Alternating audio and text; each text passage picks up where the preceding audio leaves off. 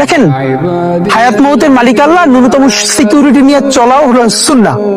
কিন্তু আমাদের লড়াইটা হলো, আমার মা স্বাভাবিকভাবে কান্নাকাটি করেন, আমার পরিবার সবাই। তো আমি আমার মাকে বলেছি যে দেখো, মানে আমরা যে লড়াই নেমেছি, আমার একটা মনে হয় কি, কোন রাজনীতিবিদের না বাসায় মৃত্যুটা হইতে পারে না, এটা কোনো ভালো মৃত্যু না। যিনি রাজনীতি করেন, যিনি লড়াই করেন, যিনি বিপ্লবী, যিনি সংগ্রামী, তার মৃত্যুটা হবে একটা সংগ্রামের মধ্যে দিয়ে, একটা রাজপথে, একটা গ্লোরির মৃত্যু। আমি তো ভীষণ ভাবে প্রত্যাশা করি, আমি ছোটবেলা থেকে এই স্বপ্নটা দেখি, অনেক জায়গায় বলেছি, যে একটা তুমুল মিছিল হচ্ছে অন্যায়ের বিরুদ্ধে, সেই মিছিলের সামনে আমি আছি, কোন একটা বুলেট এসে আমার বুকটা হয়তো বিদ্ধ করে দিয়েছে, এবং সেই মিছিলে আমি হাসতে হাসতে আমি শহীদ হয়ে গেছি।